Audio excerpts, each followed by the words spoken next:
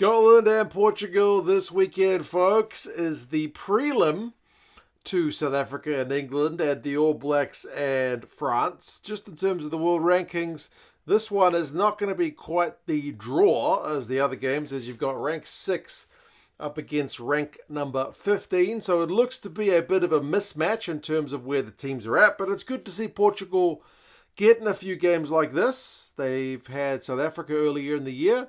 Now they've got a game against Scotland. So getting some good games against Tier 1 opposition. It's not just Japan that gets those kind of games from the Tier 2 teams. Be nice to get the likes of Portugal, Georgia and co. more games like this. And for Scotland, it seems to be a chance to experiment because they've made a whopping 14 changes to the side that played last week. We'll go through the squads which have been announced, some of the stats, predictions, and you guys can let us know your thoughts. There's not much of a recent history between these sides. As far as I'm aware, they only played once, and that was back in 2007. It was 56-10. What were you doing in 2007? I was still living in China. So I was in my 20s, wasn't married, living in China. I've been to China. I've done some videos in China. If you haven't seen them, check them out. There's 2 Cents on Tour, me other channel. I speak Chinese there, which is probably a little bit surprising for a guy wearing rugby gear standing in front of a whiteboard, but believe it or not, it is also a thing. For the Scottish side, as I said, 14 changes. And good on Scotland for taking games like this. They went on a tour of the Americas over the summer. Scotland are becoming one of the good guys, aren't they? Although I think they lost a ton of money. I saw an article recently about their union losing a ton of money across the last year. But they seem to take on fixtures that other teams don't take on. So at least that is a good thing for Scotland to, travel to some places that other teams don't usually go and, get to fly the flag for Tier 1 rugby in places like North and South America, other than Argentina. Batty, Harrison and Hurd, that is an all-new front row. Kind of no surprises there that Gregor has arrested the majority of the guys with the 6-day turnaround. There are a couple of replacements on the bench in Miller, Mills and Sutherland who continue on from last week. So there is some consistency there. And then in the second row, Alex Craig and Alex Samuel. It's a potential debut. Well, it will be a debut. Not potential. It's a debut for Alex Samuel when the game starts. 21-year-old Glasgow lock. So congratulations to him. Proper bit of tall timber. So you guys don't seem to be lacking for locks in Scotland. I don't know what it is. Like, you guys' player pool is not that massive, but you seem to do well with breeding some big tall timber. So that's at least a pleasing aspect. Hopefully he has a good game. Crosby, Muncaster and Bayliss. Bayliss is the only guy who played last week. He's up from the bench to start at number 8. Ben Muncaster is going to get his debut, so congratulations to him. He's been kind of ever-present, and Crosby back into the side. You also have quite a few good back rowers in Scotland. I mean, the fact that Watson can't even get into the side, Darge is able to be rested. I think Jack Dempsey's got an injury and whatnot. There's a bunch of good Lucies in the Scottish ranks, so it'll be pleasing to see how this outfit goes. I am most pleased for George Horn, because that guy can run riot. How he's not in the starting 23 last week kind of is a puzzling one, but he's going to get a chance to show what he can do against Portugal. There should be a bit of space out there for him to exploit. He's the perfect guy to exploit that kind of thing with his attacking-minded running game. And then Hastings is recalled, having played a fortnight ago against Fiji, with Russell unavailable for that game. Russell's rested for this game, so it's back to seeing what Hastings can do. McDowell is the captain for this one, alongside Hutchinson. That's a bloody good midfield. Both of these guys have kind of had limited game time in Scotland's midfield just because Tuipulotu and Jones have kind of been hogging that game time. But, I mean, Hutchinson's a bloody good player. I feel like for a lot of other countries, he may potentially get more game time than he has had. And then McDowell, likewise, the fact that he's captaining the side, I feel like shows an inkling of what Townsend thinks of him. It's just really hard to break up that Tuipulotu pairing at other times. Graham is back. Remember, he missed the last game with an HIA, so he's back into the right wing for Scotland, and with that juicy try-scoring record potentially up for grabs between him and Duhan. If Graham can bag a few, then he will be putting himself ahead of Duhan, who's not in the squad for this one, although that may be looking a little bit too far ahead. Aaron Reid is also back in. He's on the left wing, and then Tom Jordan is the only guy in the starting 15 who featured in the starting 15 last week. He wasn't initially planned to be in the starting 15, but an injury to Harry Patterson in training means Tom Jordan gets to play another game at 15, and he's looked pretty solid for the Scots at 15 since his Test debut just a couple of weeks ago. He's heading off to Bristol, I believe, for next season. So it's been a busy week for him. Johnny Matthews, the try-scoring machine, is in on the bench as the replacement hooker. So that's one that a lot of fans have been calling for, including myself. So pleasing to see him there. Ewan Johnson and Freddie Douglas are the two forward replacements other than the other two props that I've already mentioned. Freddie Douglas, only 19 years old. So congratulations to him. That's a heck of a one. He's not even made his professional rugby debut yet, and he's going to play a test match. It's a heck of a thing. We saw one of the Aussie guys do it last week. So he hit the ground running, although he'd played professional rugby league. Freddie Douglas has only played under 20s rugby for the Scots, so we'll see how he goes when he comes on.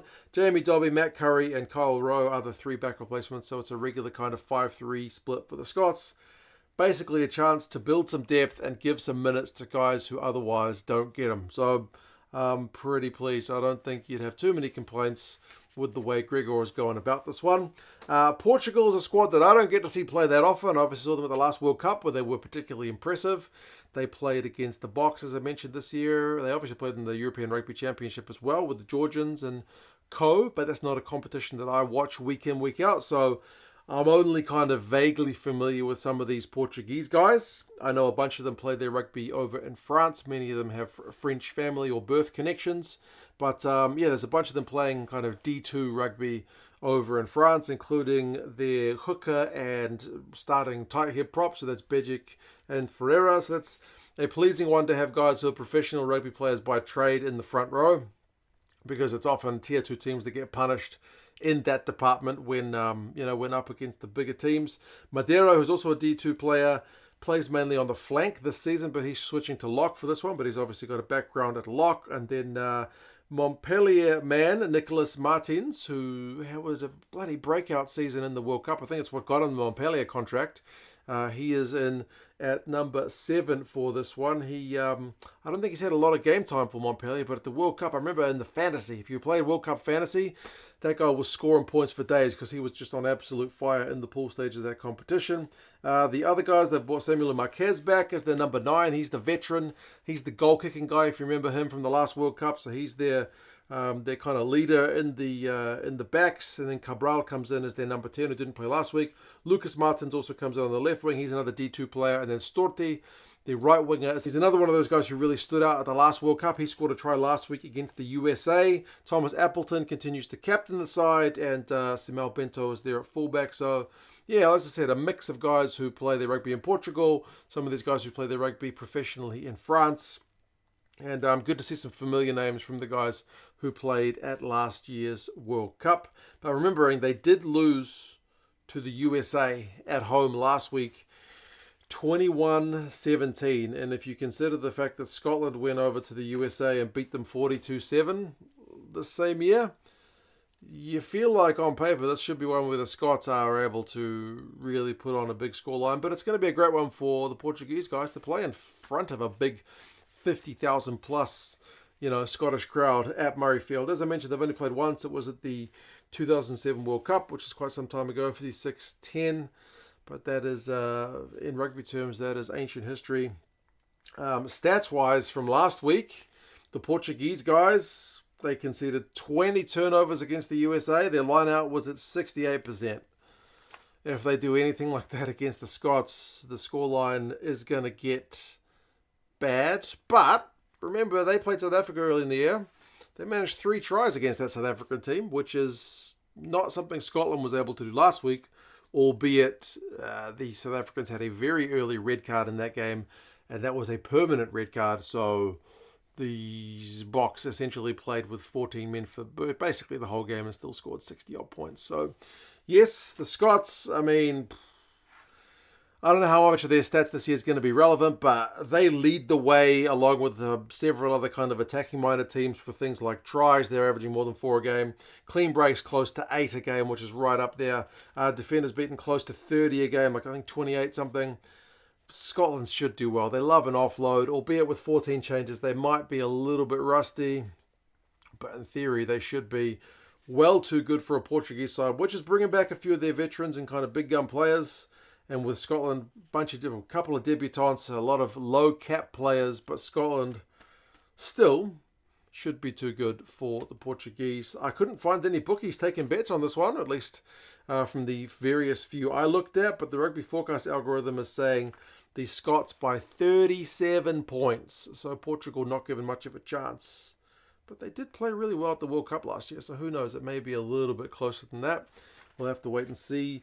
It is on at Murrayfield. It is a 3:10 afternoon kickoff, which makes it 4:10 for me in New Zealand. Do I get up at 4:10 in the morning to watch Scotland-Portugal?